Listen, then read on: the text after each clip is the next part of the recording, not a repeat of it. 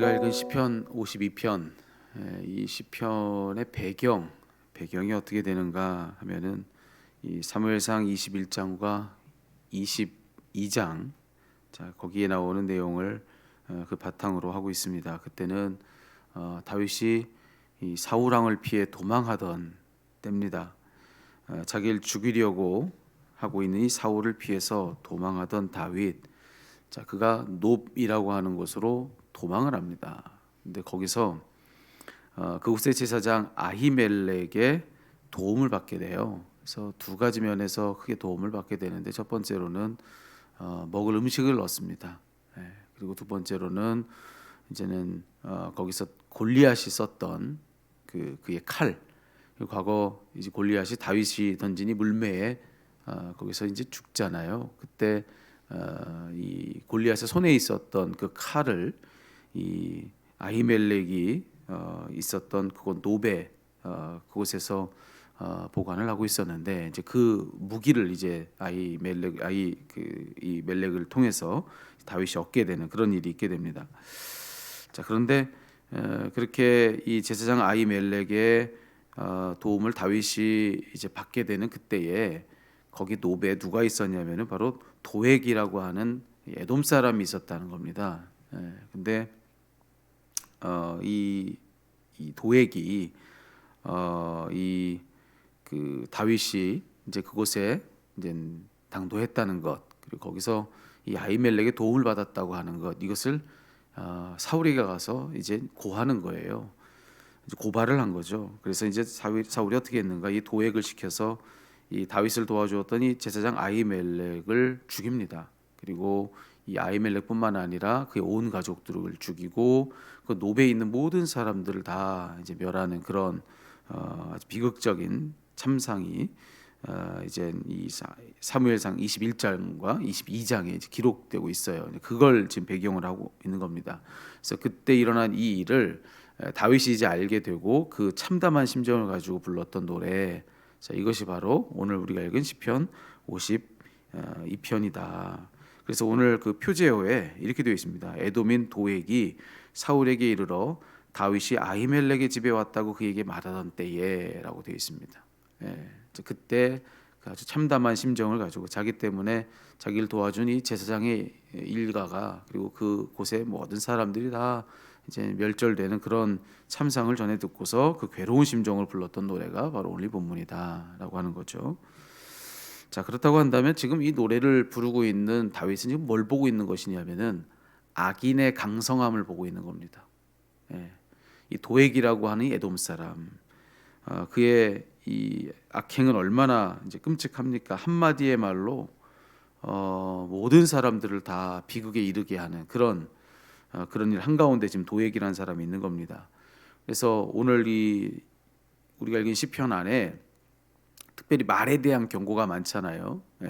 말로 또 혀로 범죄하는 것, 이제 여기에 대한 경고가 이 안에 있죠. 특별히 4절 보면 간사한 혀여 너는 남을 해치는 모든 말을 좋아하는도다 이렇게 되어 있는데, 특별히 말, 혀, 왜 이 문제를 언급하고 있는가? 앞서 말했듯이 이 도액이 자기 사사로운 욕심으로 사울에게 고한 그 한마디의 말 때문에 온 성읍이 다 비극에 이르게 되는 그런 지금 그런 일이 있었기에 지금 이 다윗은 지금 그 문제를 이야기를 하고 있는 거죠. 그래서 그 한마디의 말, 사사로운 욕심을 했던 그 한마디의 말 때문에 수많은 사람들이 죽고 온 성읍이 다 그렇게 곡소리가 가득한 비극적인 도성이 되는 그 한가운데 있었던 그 도액, 이 도액을 지금 보고 있는 것이죠. 그러면서 말만 그렇게 하지 않았죠.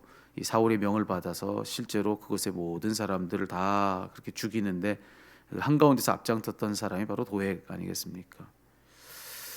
이처럼 지금 다윗이 보고 있는 것은 뭐냐면은 한 사람의 악인이 얼마나 말과 행동에 있어서 강성한지, 그 한 사람이 가지고 있는 그 악행 때문에 얼마나 비극적인 일들이 일어나는지, 이 악인의 이 강성함, 이걸 지금 다윗은 지금 똑똑히 목격하고 있는 것입니다. 뭐 아무렇지도 않게 사람 목숨 아무렇지도 않게 다 뭐 자기의 사사로운 이익을 위해서 자기의 뭔가 얻을 바를 위해서 뭐 다 죽고 또 죽여도 아무렇지도 않은, 그러고선 그 한가운데서 당당한 이 도액을 지금 다윗은 보고 있는 겁니다. 자, 그런데 다윗의 입장에서 그런 장면은 어땠겠습니까?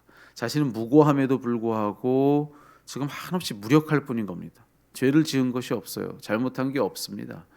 자기는 무고함에도 불구하고 지금 도망자의 신세로 이리저리 그렇게 피해 다니고 있는 그런 상황이라는 거죠. 심지어 자신의 원수 나라인 블레셋까지 미친 척 가서 미친 척하는 뭐 이런 정말 참 비참함을 겪으면서 자기는 너무나도 지금 무력하게 살고 있는데 하나 힘없는 그런 삶을 사는데, 그런데 저 악인은 이 도액은 이게 뭐 너무나도 당당하게 너무나도 그렇게 덩덩거리면서 자기 악한 힘을 떨치며 그걸 자랑하듯 그렇게 당당하게 그 삶을 살고 있는 것입니다.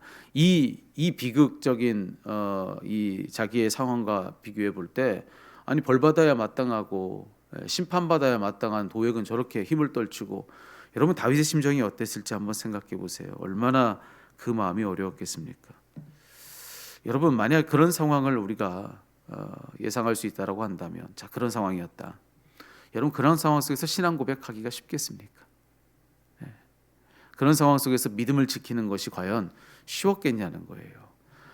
만약 정말 악인은 정말 할 것 없이 초라해지고 정말 의로운 삶을 살고자 신앙을 굳게 부여잡은 그 사람은 막 정말 승승장구하는 그런 삶을 산다면이야, 여러분 그 가운데서 내 믿음 지키죠. 그 믿음 지키고 신앙을 굳건히 지키는 것, 그러면 좀 할 수 있는 거 아니겠습니까? 근데 그 반대의 상황이라는 거죠. 심판마다 마땅한 일은 막 힘을 떨치고 뭐 하나 두려울 것 없는 그런 삶을 살아가는데, 정말 하나님 앞에서 신실하게 자신을 지켜가며 무고한 그런 정말로 또 의로운 그 삶을 살고 있는 자신은 이렇게 정말 초라한 삶을 살면서 도망치고 있는 겁니다. 여러분 이런 참 모순된 이런 상황 속에서 신앙을 지키는 거, 믿음을 지킨다는 게 과연 쉬운 일이겠습니까? 이게 정말로 어려운 일 아니겠습니까? 믿음이 있던 사람도 그 믿음을 다 잃고서 실족할 수 있는 그런 상황 아니겠습니까? 자, 그런데 오늘 다윗은 어떻게 하고 있는가? 오늘 그런 상황 한복판에서 그는 이 고백을 하고 있는 겁니다. 8절에 그러나예요. 믿음이 다 온데간데 사라져도 하나 이상할 것 없는 그런 상황 속에서 그러나 나는 하나님의 집에 있는 푸른 감람나무 같으며 하나님의 인자하심을 영원히 의지하리로다. 시편 1편이 절로 떠오르는 그런 고백이죠. 모든 것이 불합리하고 정말 하나님은 계시는가 질문은 정말 절로 나고, 정말로 신앙 내 가족이 있는 만큼이 얼마큼인지 그 신앙이 다 사라져 버리고도 남을 만한 그런 상황을 내가 살고 있지만 그러나 자기는 믿는다는 거예요. 내가 그런 지금 이때에도 하나님의 집에 있는 푸른 감람나무 같음을 믿는다는 겁니다. 그분께 심겨진 나무라는 사실을 믿는 거예요. 나는 그분께 심겨진 나무로서 그분 안에서 내 입이 푸르고 청청할 것임을 나는 믿는다는 것입니다. 그래서 그 믿음으로 나의 하나님, 그 하나님을, 내가 심긴 땅이신 그 하나님을 영원히 의지하겠다라고 그렇게 그는 그 신앙을 고백하고 있는 것입니다. 여러분 눈앞의 상황이 뭐든지 간에 다윗은 오로지 하나님을 신뢰하고 있는 겁니다. 눈앞의 상황이 어찌하든지 그는 오직 하나님만 의지하겠다 지금 하고 있는 거예요. 여러분 여기서 우리는 하나님이 왜 다윗을 들어쓰셨는지를 그 이유를 알게 되는 것입니다.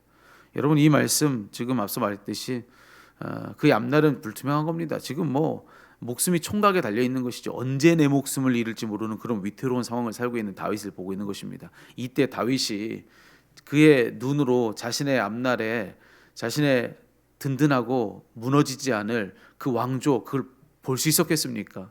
내가 지금 당장에 오늘 죽어도 하나 이상할 것 없는 그런 위태로운 상황 속에서 앞날에 무슨 기대를 가지고 살았겠어요. 여러분 그런데도 불구하고 여러분 오늘 그는 이 신앙을 가지고 선 것입니다.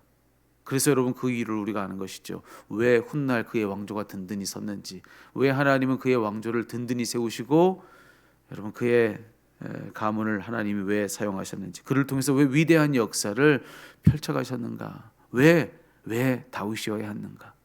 특별히 우리는 다윗의 일가를 통해서 특별히 만왕의 왕이신 예수 그리스도, 영원한 왕이신 예수님이 이 땅에 이제 오시는 것을 우리가 다 알고 있지요. 지금 우리가 사순절 지나가고 있는데 우리 이 땅을 살고 있는 2000년대에 우리마저도 우리의 구세주라고, 우리 왕이시라고 고백하고 있는 그 예수님이 왜 그 많은 가문, 그 많은 사람들, 그들 중에 특별히 다윗과 그의 가문을 통해서 그의 후손으로 나셔야 했는가? 여러분, 우리는 그 이유를 바로 여기서 찾는 것입니다. 그는 그 어떤 상황 속에서도 하나님을 의지하는 삶을 살았다는 것입니다. 그러나 나는 하나님을 영원히 의지하리로다. 신실하게 그분을 붙잡았던 이 다윗의 이 고백, 정말로 바람 부는 그 위태로운 가운데 켜져 있는 그런 촛불과 같은 것이 다윗의 삶이었는데, 그런 그때에도 오로지 하나님만 바라봤던 이 다윗의 이 신앙의 고백. 여러분, 하나님은 다윗을 쓰신 게 아닙니다. 다윗의 신앙을 쓰신 것입니다. 다윗의 가문을 하나님이 들어 사용하신 것이 아니라 다윗의 신앙 고백을 하나님은 들어 쓰시는 것입니다. 가문이 대단해서가 아니라 신앙이 대단했던 것이죠. 인물이 대단해서가 아니라 신앙이 대단했던 것입니다. 여러분, 우리에게도 오늘 이 고백이 다 있게 되기를 주의 이름으로 축복합니다. 다윗이 따로 특별히 다윗이어서 다윗인 것이 아니라 이 고백이 이 다윗을 만든 거라는 것이죠. 오늘 우리들도 내가 누구라 할지라도, 내 가문이 어떻고 내 인생이 어떻고 내가 지금 어떤 삶을 살고 있고 내 지금 삶의 지금 오늘의 현실이 앞날을 보장받은 것 같은지 아닌지, 그거와 상관없이 지금 나를 괴롭히는 나의 대적은 이 이스라엘 나라의 왕인 겁니다. 세상에 힘을 다 가진 왕이 나를 정말 잡으려고 정말 온 힘을 다해서 나 그 비참한 그 삶을 내가 지금 살고 있다라고 하는 것이죠. 그렇다 할지라도, 아무런 소망이 없고 절망 한복판에 있다 할지라도, 여러분, 그 인생이 왜 대단합니까? 그의 신앙 고백이 그를 대단하게 만든다는 것입니다. 하나님은 그런 글을 쓰시더라. 여러분, 우리도 그렇다는 것이죠. 오늘 혹시 지금 다윗이 서 있는 이 자리에 서 있는 분 계세요? 보는 것은 절망밖에 없고 마음의 심중에는 정말로 펑펑 울고 싶은 그런 고통스러운 그런 참 비참한 마음, 그 마음 가지고 살고 있는 여러분, 그런 것이 혹시 여러분들이라고 한다면, 여러분, 그럼에도 우리에게 소망이 있는 이유가 무엇입니까? 우리에게 신앙이 있기 때문에 그렇습니다. 신앙이 있기 때문에. 여러분, 이 신앙이 우리를 위대하게 세워줄 줄로 믿습니다. 하나님께서 그런 우리를 쓰셔서 그날 다윗의 왕조를 세우셨던 것처럼 우리들을 세우셔 그래서 하나님의 놀라운 역사를 또 펼쳐 주실 줄로 믿습니다. 우리 신앙의 고백을 통해서 당신의 위대한 역사를 세우시는 하나님이 오늘 하루 여러분과 함께 해주시기를 살아계신 우리 주님의 이름으로 축원합니다. 기도하겠습니다.